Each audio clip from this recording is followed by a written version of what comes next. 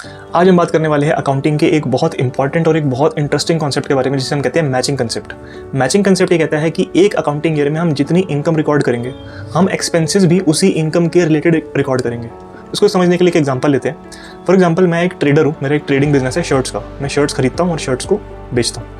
तो मैंने एक अकाउंटिंग ईयर के अंदर 100 शर्ट्स खरीदी 100 रुपये के रेट पे, मतलब 100 शर्ट्स मल्टीप्लाई बाय 100 रुपीज़। मैंने 10,000 रुपये की परचेज करी किसी सप्लायर से और मैंने उसको 10,000 रुपीज़ की पेमेंट भी कर दी। अब उस 100 शर्ट्स में से मेरी 80 शर्ट्स की सेल हो गई और मैं एक शर्ट बेचता हूँ 150 रुपीज़ पे, यानी 80 मल्टीप्लाई बाय 150, यानी मैंने 12,000 रुपये की सेल करी है।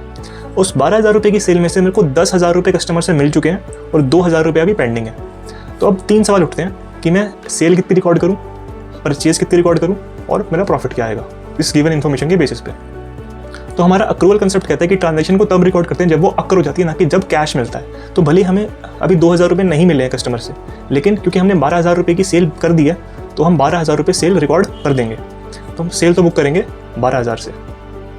इसके अलावा एक्सपेंस कितना रिकॉर्ड करें, 10,000 रुपये, क्योंकि पेमेंट तो कर दी पूरे 10,000 रुपये की, लेकिन शर्ट्स तो सिर्फ 80 भी की हैं। तो मैंने 100 शर्ट्स खरीदी थी जिसमें से सिर्फ 80 भी की हैं, तो मैं एक्सपेंस भी 80 शर्ट्स के इक्विवेलेंट बुक करूँगा, यानी 80 शर्ट्स मल्टीप्लाई बाय 100 रुपीज़ जितने मैंने खरीदी थी इज इक्वल टू 8,000 रुपीज़। तो मैं एक्सपेंस बुक करूँगा 8,000 रुपीज़।